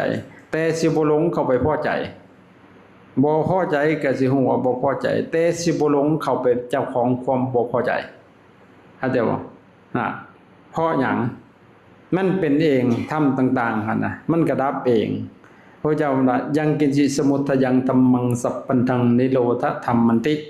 ธรรมทั้งหลายมีความเกิดขึ้นเป็นธรรมดาธรรมทั้งหลายเหล่านั้นก็มีความดับไปเป็นธรรมดามันเกิดดับเองของมันบ่ต้องเฮ็ดอีหยังมันอยู่ของมันอยู่จังนั้นเป็นอยู่จังซั่นน่ะเฮาก็เพียงแต่ฮู้เฉยๆไปเห็นจนเห็นความบ่เที่ยงพุ่นน่ะเข้าใจว่าจิตมันจังสิเกิดนิพพิทาวิราคะเกิดความจางคายเบื่อหน่ายจางคายมันจังสิได้ถอนออกจากความยึดมั่นถือมั่นชุมนี้สมาธิคือหยังเป็นหยังจึงต้องทำสมาธิทำสมาธิเพื่อหยังจิตสงบเป็นสมาธิแล้ว เฮาสิได้ความสุขในปัจจุบันทันตาเห็นสุขแท้ๆเลยไม่ออกพระสงฆ์เฮาคันบ่สุขอาจารย์คือสิบ่มาฮอดวันนี้สิบ่ทำได้จังซี่ดอกจนบ่ฮู้อิดฮู้เมื่อยฟังดูแต่สมัยก่อนแห่งกว่านี้เทศจนบ่ได้สันเข้ายามเวลาไปงานนี่มันมักเทศมันจักมันจะเนี่ยมันเกิดขึ้นมากับจิตเฮาคันงานนี่เขาให้เทศ2เทื่อนี่บ่พอใจอยากเมาเลยแล้วแหละเทศนี่มันม่วนในใจเฮานะเข้าใจบ่ธรรมะอึกกระทึกเลยแล้วเข้าใจบ่มันพอใจเทศไปเทศมาผัดเอาเบิดโมงล่ะผัดบ่ได้สันมามื้อใหม่อีกมื้อใหม่ก็เทศอีกบาดนี่ก็บ่ได้สันอีกว้ายบ่กินมันฮอด10มื้อบ่ก็ได้ตัวเขาซื่อๆเหล้ามันบักใหญ่อยู่ในท้องเฮานี่เบิดหลายเหล้าหลายสางในตัวจ้ะผลได้คีโมอีกบางเทื่อเข้ากรรม10มื้อบ่กินจ้อยอยู่ได้สบายกินลมว่าตาภักโขกินลมเป็นอาหารเจริญอานาปานสติมันมีสมบูรณ์อยู่นี่นะของมันมีทั้งน้ำทั้งอาหารอากาศครบสบายเด้มันก็อยู่ได้ก็บ่ได้จอยได้แหละก็ยังสมบูรณ์อยู่หั่นเด้มันมีความสุขสุขแต่เลยจิตเข้าไปสงบเป็นสมาธิมันสิสุขจิตมันสะอาดมันบริสุทธิ์นะเพิ่นว่าวิสุทโธบริสุทธิ์ผ่องใสคือน้ำหมอกลงมาในเส้นหญ้าหั่นน่ะความรู้สึกของจิตหั่นสิเป็นจังซั่นผ่องใสสมาธิโตตั้งมั่นบ่วกแวกวันไหวนิ่งอยู่อีหยังสิมากระทบก็บ่กระเทือนกรรมนิโยควรแก่การงานเฮ็ดอีหยังก็เป็นระบบระเบียบบาดเห็นบ่ตะกี้ข้อยบ่ได้เป็นเด้อแต่ข้าเป็นคนบางคนมาเป็นพระเขาประเทศเป็นอันนี้นะค่อยออกแบบค่อยเองเบิดค่อยบ่ได้เขียนแบบอีกมีอยู่ในหัวข่อยนี่ยังครูนี่เฮ็ดตามค่อยบอกเห็นบ่เงินครัวหั่นนี่แบบอยู่ในหัวนี่เขาเอาไปแบบนี่แบบอยู่นี่ก็เลยว่าแต่มันคือเป๊ะซั่นตัวนั้นจำนั้นให้เขาเฮ็ดไปเขาสิเฮ็ดผิดเลยมองหน้าย่างไปแกแม่นโลดนั่นตัวนั้นเด้อตัวนี้เท่านี้อันนี้คือกันนะเข้าใจบ่กรรมนิโยควรแก่การงานเฮ็ดหยังก็เป็นระบบระเบียบบ่หลงลืมเห็นดอกอโรคายะจิตน่ะบ่มีโรคจิตของเฮามันมีโรคใดโรคหยังโรคของจิตความโลภความโกรธโทสะความหลงโมหะเห็นบ่โรคของจิตนั่นน่ะเขาว่านั้นนึงก็เหี้ยตายไปชะแงกโรคจิตตัวน่ะคันผู้ใดจะฆ่าโอ้โรคจิตกูขึ้นแล้วว่าสิเด้อแต่เพียงเด้อกันมีหายโอ้โลกจิตกูสิขึ้นได้บ่จักหั่นน่ะอโรคายะบ่มีโลกจิตเป็นสมาธิหั่นบ่มีโลกอนวัสสะบ่มีโทษอยู่กับไผก็สบายอยู่กับพี่บ้าก็ได้ สบายเพิ่นยังว่าหายคืองงโมโหคือบ้าคันผู้ใดเข้ามาหายเฮาน่ะให้คิดว่าเขาเป็นบ้าเด้ออย่าไปหายเขาขึ้นได้เฮาสิบ้ากว่าเขา เขาเป็นบ้าแน่นอนจบสบายอนาวัตบ่มีโทษไปอยู่กับไผสบายสุขวิปากะมีความสุขมันสุขอยู่ตลอดเด้สุขแบบบ่แอบอิงอามิตรคือหยังคือเหยื่อเห็นบ่เมียก็เป็นเหยื่อให้ผัวได้น่ะอามิตรผัวก็เป็นเหยื่อให้เมียเบิดเหยื่อก็สั่งกันบาด อามิตรน่ะแปลว่าเหยื่อแต่ว่าจากการเจริญสมาธิบ่อาศัยเหยื่อสบายเบิ่งลมหายใจเข้าใจออกจนปานสูบยาพุ่นตัวมันเห็นได้ลมพุ่นน่ะบาดมันละเอียดเข้าไปนุ่มนวลแล้วก็เห็นลมน่ะเห็นไหมสุขวิปากะมีความสุขเย็นในใจโกศลธรรมพุตะเป็นอยู่ด้วยสติปัญญาประกอบด้วยธรรมเห็นไหมบ่เป็นทุกข์บ่เป็นโทษใช่บ่เป็นหนี้บ่เป็นชิ้นนี่หมู่บางเทื่อพระเพิ่นก็เป็นหนี้กันอึกกระทึกอยู่ได้ผู้ละ10 ล้านผู้เป็นตื้อก็มีค่อยขี้นึงก็ยังบ่เป็นสิไม่เป็นอีสังล่ะบ่มีก็บ่เฮ็ดเสยแต่เว้ยอยู่บ่เทื่อนอนหลายตายกลางคืนเด้จ้ะไผสิใช้หนี้ให้คันสิเป็นเด้อคือมันอาจารย์สั่งปูนเงินหามีอยู่เฮาบ่ทันได้เอาให้ตะกี้มันโอนบ่ได้คือแนวนี้ได้เฮาก็บอกแล้วค่อยเงินค่อยมีอยู่ค่อยเฮาบ่ทันได้เอาให้นี่นะคันค่อยไล่ตายกลางคืนนะเจ้าโม่นำเลยได้หัวเขาก็หัวเนาะเอามันสิตายบ่ฮู้แล้วเว้ยแต่มันบ่หันใจยามใดก็ตายเนาะเพิ่นสิเป็นหนี้กันได้หั่นน่ะเพิ่นสิมาเกิดเป็นลูกเป็นหลานใช้หนี้บ่ได้เด้ก็เลยว่าสิโม่นำดอกเขาสาธุบัดเฮามาเฮาก็เอาให้คันตายก็บ่เป็นหยังเฮาก็บ่เป็นหนี้บอกไว้เลยเด้เพราะฉะนั้นบอกไว้เด้อหลวงพี่ ไปตายแกกไปกลางคืนแล้วเสร็จบาดนี้เฮาบ่รับผิดชอบเฮาสิฮู้บ่ความตายแม่นมื้ออื่นมีแต่อยากเฮ็ดอยากสร้างไปหาติดหนี้เอาเช่าเด้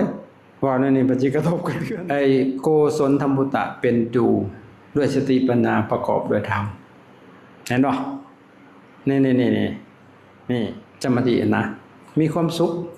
ในปัจจุบันท่านตาเห็นบ่แม่นตายนาวขอลงได้สมาธิสำนึงก็สุขสำนึงบ่ต้องเว้าถึงว่ามันเป็นฌานเป็นสมาบัติสมาธิสำนึงก็สุขสำนึงแต่ที่แน่ๆก็ไปฮอดอัปปนาสมาธิสุขเลยไปหันไปแห้งสุขคักกว่าหันอีกบัดเห็นบ่แต่ยังบ่ได้เว้าเรื่องการไปทำลายกิเลสได้อันนี้นะเดี๋ยวมื้ออื่นจังสิว่าอันที่2การเจริญสมาธินี้สิทำให้เกิดญาณทัศนะเกิดคุณวิเศษนะเกิดอภิญญาเพิ่นเอิ้นถ้าเฮาทำสมาธิเจริญขึ้นไปจนได้ฌานมีวสีแล้วมีอำนาจในจิตแล้วสิเกิดอภิญญาสิเกิดหูทิพตาทิพตะกี้มันเป็นได้มันเป็นโดยสภาวะผ่านมานี่เป็ดหน่อยตะกี้ให้คิดว่ายะคู่อยู่ในบ้านเฮานี่สมมุติ10องค์นี่กลางคืนมีผู้หนึงร้อยเข้ามานี่มันหูได้มันว่ามีพระเข้ามาเฮ้ยมันมา2องค์มันคือหูข่อยติดกินมันว่าหนาบเห็นบ่บัดแล้วพัดแม่อีหลียะคู่มาเอ้ามันเป็นกันจังว่าขนาดว่ามันบ่ทันได้มีหยังได้หันมันเป็นเพียงแต่เป็นสมาธิซื่อๆมันก็เป็นมื้อนึงเพิ่นไปเทศปุ้มว่าสิกลับมาจะเป็นพยานให้ข่อยในเด้อเพิ่นว่าอีหยังอีกแล้วก็เลยว่าสิมีแม่ขาว4คนมันอยู่ในจำศีลในวัดเฮามันว่าบัดมาไปเห็นนางเขาหมอกอยู่4คนหัวบัดตายไปมันเป็นอันนี้มันบ่ได้แปลกได้เข้าใจบ่เป็นแล้วมันสิเป็นบ้าหายหัวอย่าเว้าก็เลยว่ามันบ่แม่นหยังดอกมันกิเลสซื่อๆมันบ่ได้มีหยังอันนี้นะคันพระเฮาเว้าแฮงก็ต้องอาบัติ3บาทนี่มันก็สิต้องอาบัติมันอยู่ศีล2ก็บ่ให้เว้าก็จังว่าอย่าไปเว้ามันไปนำมันเท่าใดแฮงเป็นหลายไปเข้าใจบ่มันเป็นธรรมดาอันนี้เข้าใจบ่นี่แหละสิทำให้เกิดญาณทัศนะเกิดหูทิพตาทิพระลึกสะทดล้างได้บ่แม่นน้อยได้บางคนก็ระลึกได้เป็นเท่าไรผลเท่าไรชาติเนี่ยบรรลุศิษย์ของพระอาจารย์พวกที่อยู่เมืองนอกเราเป็น คนมันเป็นเรื่องบังเอิญที่มันเป็นเกิดขึ้นมาเนี่ยบางคนก็สิมีปมด้อยกับลูกบางเทื่อก็สิมีปมด้อยกับเมียกับผัวอีหยังต่างๆหั่นนะเขาเจ้ามันมีเหตุปัจจัยอยู่เบื้องหลังหั่นตะกี้หั่นบาดละมาฮู้จักปุ้ยมีปมด้อยกับแม่ไล่ขึ้นหลังไปเกิดเป็นหยังเพิ่นก็ทิ่มเครียดให้แม่หั่นน่ะฟังดูบาดนี้ระลึกขึ้นไปอีกแต่ชาติก่อนผู้เราเป็นแม่เป็นแม่ของแม่เราหั่นจ้ามันเกิดเหตุอีหยังแหละซนละวุ่นบาดนี้เอาลูกไปปาไว้ในตลาดคนชวนจะทาแม่อยู่ในเด้อแม่สิมาเอามันเหตุบังคับหลายอย่างบ่เห็นกันกับลูกลูกน่ะเครียดผู้แม่หั่นแหละแม่เราหั่นเป็นลูกตอนนั้นเช่นบ่เกิดมามันจังเป็นจังซี่นะครับเครียดมันมีกรรมต่อกันเข้าใจบ่มันบ่แม่นเรื่องบังเอิญได้นี่ที่พวกเฮามาอยู่นำกันนี่นั่นแหละแต่เวรน่ะมันระงับโดยการบ่จองเวรอาจารย์เข้าใจพวกนี้เห็นบ่อาจารย์บ่ค่อยอันนั้นไผพระอยากด่าพระอยากสร้างข่อยเบิดบาทเบิดเมืองสร้างโลดสบายแต่ข่อยบ่สร้างเขาดอกข่อยบ่เอาน้ำดอกอเวโลโหมิเข้าใจบ่พระหมู่นี้น่ะอยากสร้างเขาก็สร้างโลดเขาบ่สร้างน้ำดอกเข้าใจบ่อเวโลโหมิเขาบ่เอาแล้วพอแล้วจันมันได้สิสะอาดจักเทื่ออยากเศร้าเหม็นผัดเอาเหม็นมาป้ายแห่งเหม็นหลายขึ้นกว่าเก่าเอาขี้เป็ดมาเช็ดขี้ไก่แห่งเหม็นใหญ่กว่าเก่าปานนั้นไปจำศีลบัดว่าเขาว่าน้อยนึงก็ตาเขียวจะบวกมันซะบ่บัดว่ามันได้สิเบิดจักเทื่อแม่นแต่ว่าอเวโลโหมิเคยบอกให้เขาเคยทำกับเขาตัวเนี่ยมันจบกันตัวสิมีหยังนั่นแหละมันเกิดได้อันนี้นะตะกี้อาจารย์บ่เชื่อเลยเชื่ออยู่ของบ่เชื่อตะกี้เนี่ยอ่านหนังสือหลวงปู่หมันหลวงปู่ฟันไปดงพญาเย็นพญาไฟนั่นเด้พี่กองก้อยมาหั่นเด้แล้วเพลงใช่แหละใหม่บ่หายเบ้ขี้โมกเว้ยมันเมาในใจหั่นบ่เชื่อพี่บัดมาฮอดมันหลายๆสิ่งที่พระอาจารย์เกิดขึ้นหั่นนะนำมากล่าวเบิดขึ้นก็บ่เบิดที่มันเกิดขึ้นที่เฮาปฏิบัติมานะเฮาจังเชื่ออันตอนไปฮอดอันตัวเย็นๆหั่นคือกันตัวมันนุ่มนวลหั่นน่ะมันบ่เข้าเหยียบอีหยังก็มันบ่ได้แปลกขนาดเฮาบ่ได้มีวาสีเด้อหั่นมันเป็นสภาวะซื่อๆแล้วมันก็คายออกเข้าใจบ่มันยังซ้ำนั้นถ้ามีวาสีสิซ้ำใดเหรอหั่นนะมันเป็นได้อันนี้แต่ว่ามันก็บ่ได้ไปประหารกิเลสได้มันแห่งเฮ็ดให้กิเลสกูอ้วนมันแห่งก็เป็นอัตตาตัวตนเลยบาปนี่เข้าใจบ่แต่ว่าถ้ามีคุณธรรมสูงมันสิเป็นประโยชน์พวกมิจฉาทิฏฐิอีหยังต่างๆชยกเลยแหละมันสิเป็นจังซี่เข้าใจบ่แต่พระเจ้าเพิ่นบัดบ่สรรเสริญได้ในชีวิตเพิ่นก็ยังใช้บ่กี่ครั้งเห็นบ่พวกฤทธิ์พวกเดชนี่นะเพิ่นก็บ่เคยใช้แต่เพิ่นสิใช้อเทศนาอเทศนาก็ใช้แนวหนึ่งแต่เพิ่นสิใช้อนุสาสนีคือเพิ่นสอนพระพุทธเจ้านะสอนให้เขาเข้าใจเหตุผลต่างๆนี่นะเข้าใจบ่เป็นอัศจรรย์เลยเข้าใจบ่ให้ผลได้จริงๆเพิ่นสิจิ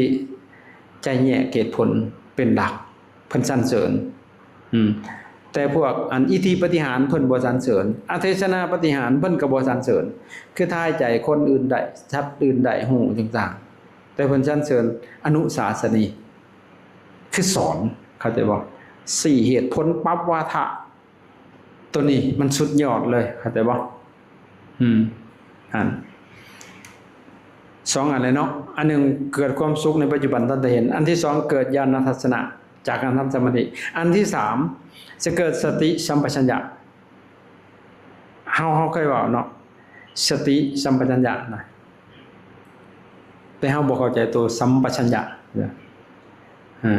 พระเจ้าว่าอาตปิสัมปชัญโนสติมาวินิยาโลเกอภิชาโทมนัสสังอาตปิคือความเพียรสัมปชัญโนคือมีสัมปชัญญะคือมีความรู้สึกตัวทั่วพร้อมนั่นแหละคือสัมปชัญญะฮู้พร้อมอภินิยะฮู้ยิ่งสัมโพธยะฮู้พร้อมเฉพาะอย่างเช่นมันสิฮู้มันสิบ่ตกใจ เกิดสัมปชัญญะนี่ต่อให้เฮานั่งอยู่ซื่อๆนี่มีคนสิเอาระเบิดมาทิ่มที่ทางหลังเฮาบ่ตกใจเลยมันสิฮู้ทันเลยพร้อมกันเลยอย่าคือเฮาเอาลูกโป่งมาแขวนไว้แล้วดึกขี้หินใส่มันสิกระเด็นออกเลยมันสิสกัดเลยนะโอ้มันเป็นจังซี่คักเว้ยเซยมันเป็นตอนน่ะสิออกพรรษาพระ80กรรมฐานเอาลูกมากระโหกมาประจูดใส่กันบักลูกบอลนั่นมันว่ามันสิยกกุดไปพุ่นแล้วเนาะเอาไว้ล็อกประตูไว้เขาก็โยนมาใส่อีดตับในความรู้สึกมันสกัดไว้น่ะมันสิบ่บึ้มตกใจได้มันสิดังปักมันบ่เข้าไปเลยคือกันกับนางสติ๊กน่ะมันเด่นออกโอ้ยแต่จำกันเสียงผัวเขาตกแตกเซ้ยอีดเอาจุดลงไปควันมันนี่ขโมงบ่เลยว่ามันไฟไหม้กุดบ่เป็นหยังบัดเขาเช่าจูดมันเบิดเงินซื้อออกมาบาดสบายเห็นบ่พอตกมกตกใจฮู้พร้อมเซ้ยนั่นแต่ตัวสุดท้ายเป็นไปเพื่อความสิ้นอาสวะอันสมาธินี่ก็ได้มันเป็นไปได้เพราะยังพอจิตตั้งใจเป็นสมาธิเนาะเฮาก็ถอนออกมาเฮ็ดจังได๋ล่ะเจริญวิปัสสนาติล่ะเบิ่งรูปนามขันธ์5อายตนะ12ธาตุ18อินทรีย์22อริยสัจ4ปฏิจจสมุปบาทไล่ที่ละบาทพอจิตเฮาเป็นสมาธิเนี่ยมันสิเห็นได้ชัดคือกันกับเฮาเอาผ้าลายๆมาแกงจังซี่เฮาบ่มีสมาธิมันสิเห็นได้จังได๋ล่ะมันติงว่าซั่นต่อไปเฮาเลยบ่เห็นแต่พอจับจึงว่าจังซี่มันสิเห็นชัดเลยก็นั่นแหละผู้เขามีสมาธิเขาสิเห็นชัดเจนกว่าเฮาไม่ใช่ซั่นก็เห็นไปพู้นแหละพระไตรลักษณ์อนิจจังทุกขังอนัตตาจิตจังสิได้ถอนความพอใจและความบ่พอใจวิเนยโลเกอภิชาโทมนัสสังสิถอนความพอใจและความบ่พอใจออกจากโลกเสียได้เห็นบ่อันนี้สมาธิคือหยังเป็นหยังต้องทำสมาธิเพื่อหยังนี่เพื่อจึงนี่แหละเป๊ะเลยบาดนี้จะทำสมาธิโดยวิธีใดมันมาสำคัญอยู่วิธีไปได้บาดวิธีเสียมันไปเปลี่ยนนั่นคือเว้าอันเว้านั้นเป็นผลเขาจะบอกเป็นผลในบาดนี้เหตุมันสิเสียมันเป็นคือวิธีใดเขาจะบอกพระพุทธเจ้าเพิ่นสิมักยกผลมันมาก่อนยกผลมันมาให้เบิ่งซะก่อนจักสิสาวไปหาเหตุมันคือกันกับอริยสัจนั่นเด้อริยสัจ4หั่นน่ะความจริงแท้อยู่เหนือผลในเหตุเห็นแจ่มแจ้งจริงแท้คู่ชูอันฮู้ว่าทุกข์แท้ๆพร้อมทั้งเหตุของมันนั่นเด้ฮู้อาการของความดับหมดลงคงก็หอนฮู้จักถอนตนเกิดตามทางอันประเสริฐอันนี้เลิศแต่จบสิ้นบาปเว้นสัพพกรรมมรรคอย่างประตกนะมื้ออื่นจังเว้าเนาะเหตุของมันเฮาสิเจริญแบบใดนะวันนี้ก็มันเลยเวลาไปอีก17นาทีนะเอาไว้สำเร็จแล้วเนาะพักผ่อนแม่ใหญ่ก็ได้นี้บัดนี้นี่ไปหานอนสมาธิเด้ออย่านอนสมาธินะนอนเบิ่งลมหายใจเด้อเถื่อมันหลักกอกไปยามกลางคืนคันเฮาเบิ่งก็คักฮู้ให้มันหลับพุ่นได้ภายในเห็นหลับในหลับบัดมันฮู้ได้หอนได้หลับพุ่นได้คันมีสติดีๆเอาพักผ่อนแม่ใหญ่กราบพระพักผ่อนเห็นบ่ว่าสมาธิมันก็ยาวเหยียดเลยแต่ว่าผู้ใดฟังถือก็สิได้ประโยชน์แต่ส่วนหลายก็มันบ่อยากไหวเลยเนาะเถิดเดินแท้บ่ได้อาจารย์สิเศร้าเนาะมาค่อยเว้าแฮงกำไงก็จุมเจ้านั่งซื่อๆตัวแม่ตัวนั่งซื่อๆมันมีแฮงตัวอย่าไปคิดติเด้ออาจารย์เป็นบาปเข้าใจว่าอาจารย์สุดละเกื้อกูลพวกเฮาแล้วจะให้พวกเฮาเข้าใจนะแต่ว่ามันกำไงคือว่าละอินทรีย์มันต่างกันเนาะทหารใหม่และสิบ่ไหวเนาะอดเอาเด้ออันน่ะสู้อาจารย์กับคนคือกันว่าซั่นนี่เก่งซำใดว่าคนนี่ว่าสิมันต้องแนวนั้นใช้ตัณหานำหน้าซะเอาแต่ว่าสู้ซะก่อน